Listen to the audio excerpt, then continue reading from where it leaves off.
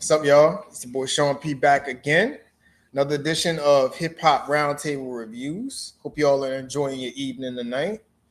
So tonight we're gonna talk a little bit about the continuation of the hot new year in hip hop. Really, this hot summer. This has been one of the best summers, music wise, I'd say in hip hop in a long time. I could remember. I mean, I'm more energized about the music that's coming out between Raekwon, Clips, Nas, Tyler the Creator. I mean, you name it. Freddie Gibbs and Alfredo. I didn't even get to Joyner Lucas and ADHD, where I heard a couple of songs off of that, and I was pretty impressed.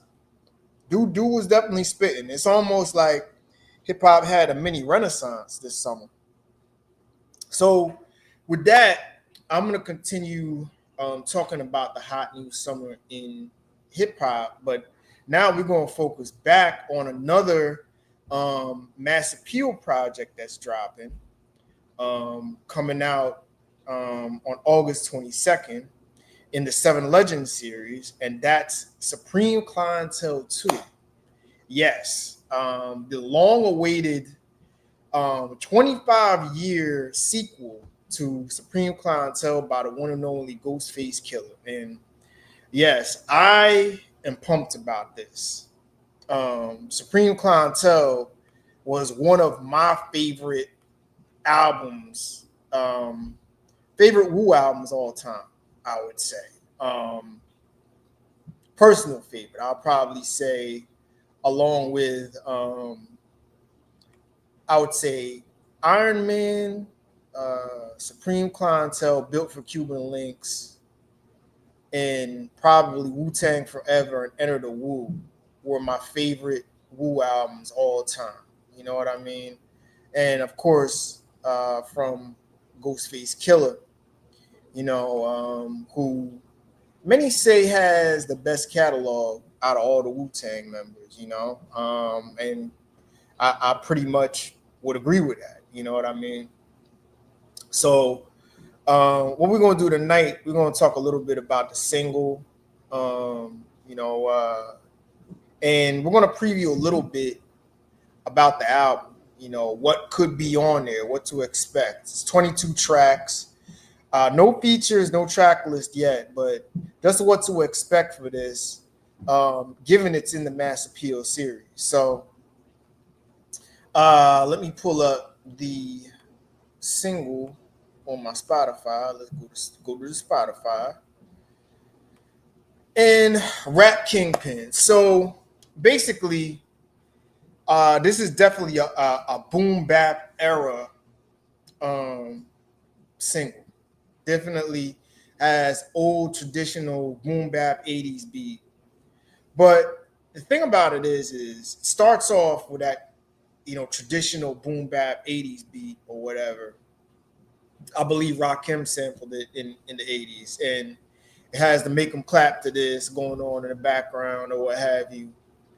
But then creeps in like the sample, and it kind of creeps in the sample from Mighty Healthy, which was one of Ghostface's hardest songs. That was off of Supreme Clientele 1. And you hear you, you hear the chimes in the background from Mighty Healthy, and instantly it just gives you chills right there. Right there, you feel the energy. You feel that you get that feel of classic Wu. It's almost like just because at first you think it's just he's just gonna rap on this on an old school beat. Nah. Once the Mighty Healthy Can't sample comes in there, that definitely sets the tone. And Ghost really isn't spitting on this, but he's definitely got the energy. Like his energy definitely picked up on this. I love his flow. I love just his tone that he has on here. Just has a couple of slick bars here and there, but he didn't really go in like Ghostface really can go in. But I just gotta say, this single is an excellent tone setter for Supreme Clientele too. And once those chimes come in from Mighty Healthy, you just get pumped. You're like, oh, he's going there. Oh, and instantly it just makes me feel like this is going to be a big record. You know what I mean? I haven't been so energized for Wu-Tang projects in a while. Raekwon came with an Emperor's New Clothing not too long ago, and it just had a different energy about it. Like, that's the most invigorated I've heard Raekwon in since the 2000s. Since really, I would say Shaolin versus Wu-Tang. And I'm like, you know what? This Ray album might be something serious, and sure enough, it is. Cause definitely, that's in my top 5 for this year. This Raekwon album. And once I heard Rap Kingpin, I sort of got the same feel, and I'm like, this is going to be different. Ghostface really hasn't put out an album of note in a while. I would say in about 10 years, maybe longer than that. I really haven't really been, into Ghostface like that. I would say probably since the mid to late 2000s. I forget the name of the album he put out. About 2008, 2009, he came out with. I was really messing with that Ghostface album. But other than that, he had a couple of all right joints until then, after that. But this is going to be different. I got a feeling that this is going to be different, and I got a theory behind it. I don't know what it is about Nas and the Mass Appeal series, but it's almost like Nas is channeling all these greats to bring back the feel of the 90s. It started with Slick Rick, and now it went on to go, not Ghostface, but it went on to Raekwon, and his album's fire. And I think this album's going to be fire too. I'm really pumped for this one.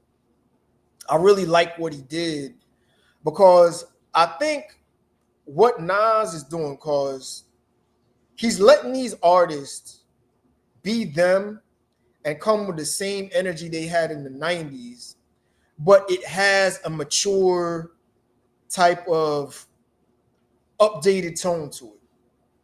Like, for whatever reason, Raekwon sounded reinvigorated on his latest project. And just from the tone of this song, this Rap Kingpin, I'm seeing the same thing. You know what I mean?